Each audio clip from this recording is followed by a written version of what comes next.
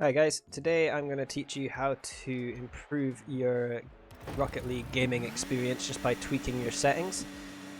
So if we go into the options, you'll see various little tabs. First one we're going to look at is the camera settings, because these are probably the most important ones for helping you to improve. If we switch this to default, which is what you start off with, you'll notice some absolutely horrendously awful shaking when we're going for the ball. That's the first thing you're going to want to turn off, that's the camera shake. You'll also notice that you're really close to the car, you can't really see very much of the field, and it's overall quite difficult to play like this. So the first thing we're going to do is set this to the wide angle. That'll automatically turn off your camera shake. If it doesn't, then turn that off for yourself. This is a really good starting point to work on. Basically, you've got really good view of the field. It's generally just really nice camera settings. I think they were based off the average of what pros like to set their settings to. So if we go back to the camera settings there, I'll explain what each of these do. The field view, that's how much of the field you basically see. So if we set this all the way down, you'll already see that it's going really narrowing. You can only see just a segment of that corner there and not even half of the goal. We put this up to the default of 90, you start to see more of the goal, more of the corner. Basically, I would recommend setting this between 100 and 110. A lot of people set it to 105 because it lets you just get that little bit closer to the ball. Ball's a little bit bigger on your screen, and you get to see a good amount of the field. I like mine set to 110. As you can see there, I can see the entire goal now, and pretty much the whole corner there as well. So, next one is your distance. That's how far away the camera is from your car. Generally, I would like to say put this between 250 and 300. Further down you put it, the closer you are on your car. It's pretty much on the roof of your car when you've got it here. It's like playing in first person mode. It's not easy to hit the ball at all when you've got that set. And if you've got it set to 400, then it feels like you're in a different room. So I wouldn't put it that high either. I've seen some people, they've got it out to about 320, which is okay, but generally I want it between 250 and 300. I've got mine set to 270. Your height is how high the camera sits above the car. If you put it all the way down to 40, then you're pretty much on ground level. And if you put it all the way up, then you're really high up, but you can see over the ball. A lot of 1v1 players like to put it this high, and they change the angle a bit so that they can see right over the ball, so that when they're dribbling they can see their opponents coming in for a challenge. I've got mine set to 110. Anything between, I'd say 100 and 150 is pretty good. Maybe I'd say 100, probably too high actually. Generally I would say anything between 140, 190, probably okay, but anything less than 100 I would think is probably a bit too low. So yeah, 110 is what I have mine set to. It's a good setting to set it to anyway. Angle, I like to keep mine at default. I wouldn't go any higher than negative. It's just too flat if you do it like that. A lot of people like to set it at -4. That's what I'm going to set mine to. If you put it all the way up to -15, that's what a lot of 1v1 players do, just so they can see the opponent challenging. I'll set mine to -4 because that's what I like. Stiffness is how much the camera sticks to your car. So if we set this all the way down to 0, then you'll see that the car kind of pulls away from the camera, particularly when you're boosting. It's a little bit awkward to have it that low. A lot of people do have it quite low. I used to have it quite low, but I've got mine now set up to 0.75. If you set it to 1, then your car basically stays in the middle where it is the entire time until you go supersonic, where it just slightly moves away. So, like I said, I'll put this down to 0.75.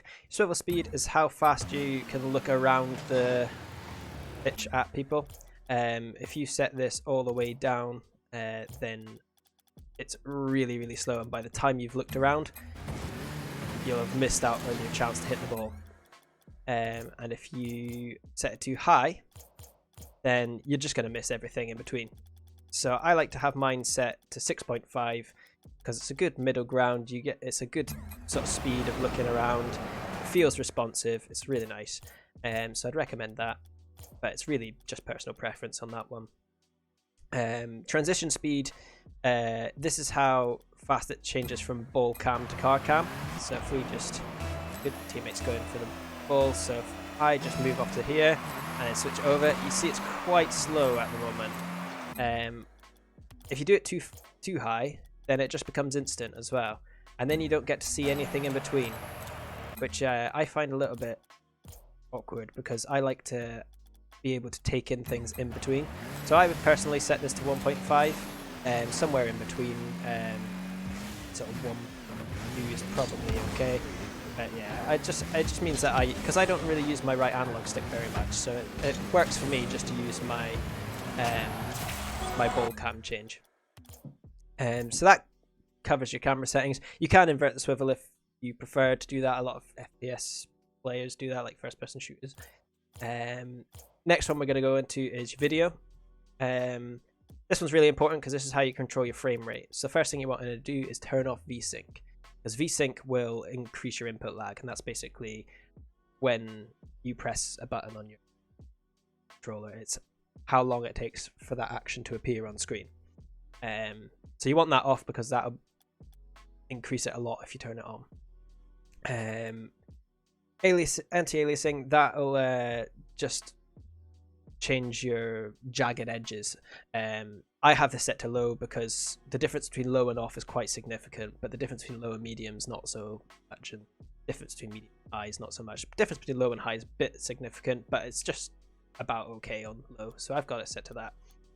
Render quality, you want it set to high, because if you set it to low, then it looks like you're playing a game in the 80s. If we set that back to high quality, render details, all these checkboxes, you can leave that for now. Max FPS, put it as high as you can, or I've got mine set to 240 because I was told that's a good number to set it to. 240, 250, set it to one of them. Texture detail, I've got mine set to performance. If you set it to high performance, you lose a little bit of quality. Performance, you can just about manage. It's going to get you a good frame rate. High quality, you're going to lose frames and it'll look a bit nicer, but it's not significant enough to actually make it worthwhile in my opinion. Well detailed, definitely set to performance, because this is just going to show you more fish in Aquadome and things like that. You don't want to play this game to take in the sights. You want to play it to get as good as you can be, really. So I would set that to performance. Don't really know much about particle detail. All I know is I've got it set to performance and I like it that way. High quality shaders, I've got it switched on. If you've got a lower spec machine, you might want to switch this off. It just changes the quality quite a bit. I like it switched on. Just brings out a little bit more of the features, but it does have a bit of a detrimental effect on your frame rate. So if you want to turn this off, then that's going to improve your frame rate. Ambient occlusion, not really necessary. It's just going to give you a bit better lighting and shadows. Not really necessary. Depth of field, definitely turn it off because you don't want any blur. Bloom, I've got turned off. If you've got like bright popping wheels, you might want to turn it on, like the season reward wheels. If you've got diamond or champion rewards, that kind of accents them quite a lot. But I don't use it flashy things like that, so I've got it switched off. Light shafts, lens flares, definitely switch them off because you don't want to be blinded by the sun on some of the maps, especially if you're going up for an aerial. Dynamic shadows, I would turn that off because although it can be useful sometimes when you're seeing the ball coming down, it's really not worth it for the frame rate drop that you get. Motion blur, definitely turn it off. Like I said, you don't want any blur. Weather effects, definitely turn off because you're not going to want to see any rain coming down when you're going up for an aerial.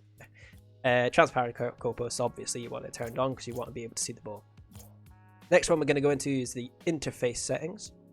I'm trying to speak quickly because I don't want this video to be too long for you. So the interface scale, you'll probably notice that my scoreboard, my boost meter and my little ball cam icon there are a little bit smaller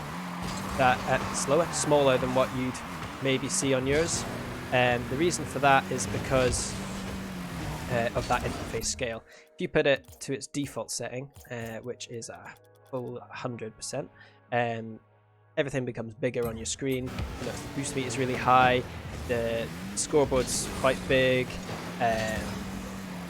everything's just that little bit bigger, and although it's perfectly playable like that, it does take up a surprising amount of the screen, and you only really notice it once you start turning that down. So I set mine to 75% because it's a really nice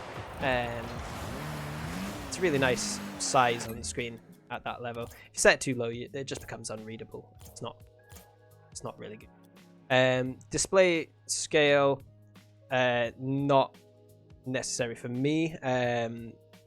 This is if you've got some bits of your screen that's like falling off the screen, then you use this to pull it further in. You'll already notice my scoreboards come into the middle of the screen there.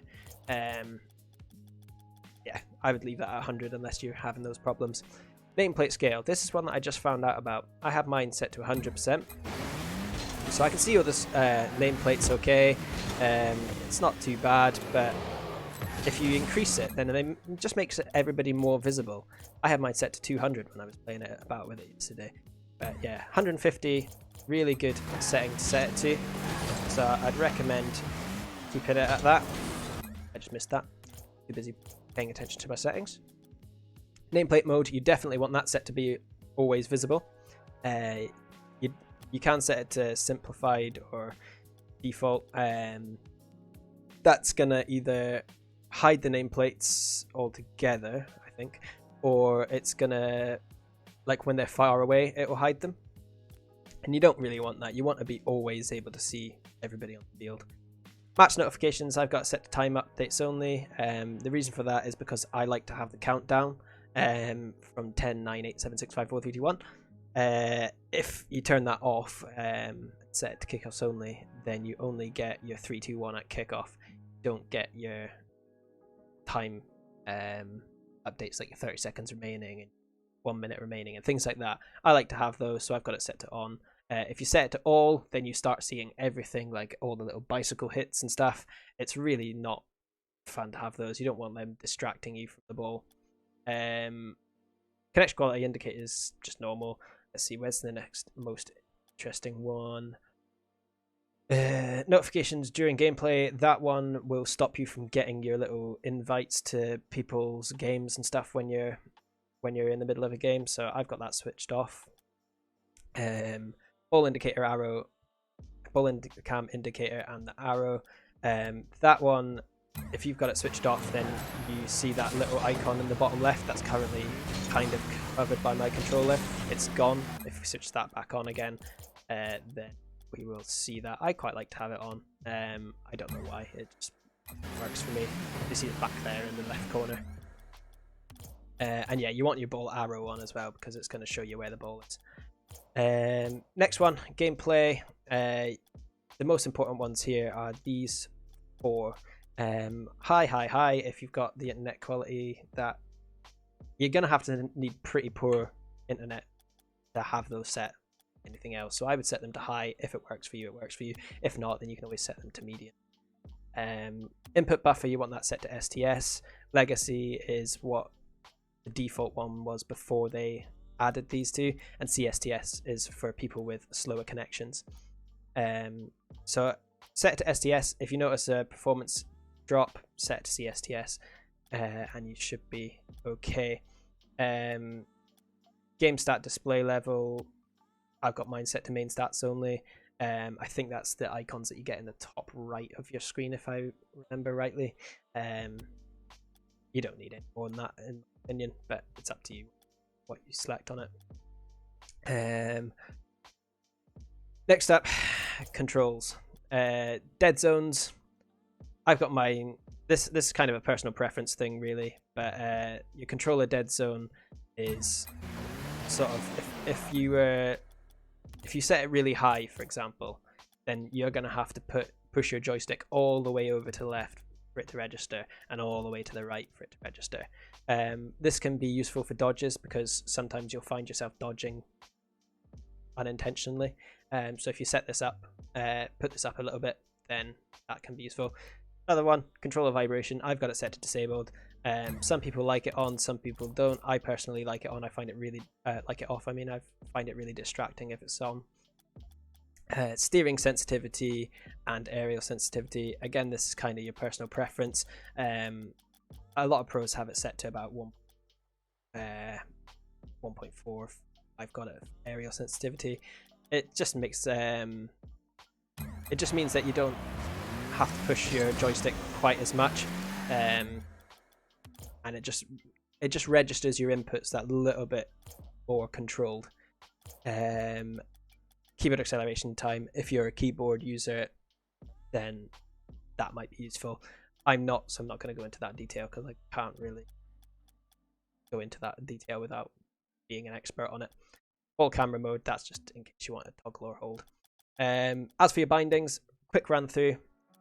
One thing that you will want to do is change your air roll button. That's the only one I'm going to really recommend because it does make a difference. Power slide you can keep on the default, but a lot of people do like to keep it on the same button as the air roll, and a lot of people like to change the boost to R1 or R bumper if it's an Xbox controller. It just gives you a little bit more control, and you can like sort of drift and boost at the same time and things like that. It is useful, but personally it gives me really bad cramp in my hands, so I like to keep most of it on default and just change my air roll. So that pretty much covers everything that I wanted to talk about in this video. Hope you enjoyed it. If you did, then give me a like, comment, subscribe. I really like to hear your input on these videos. If you've got any ideas on how I can improve them, then please do give me your tips. And yeah, hopefully you did like it anyway, and until next time I will see you then. So thanks and bye.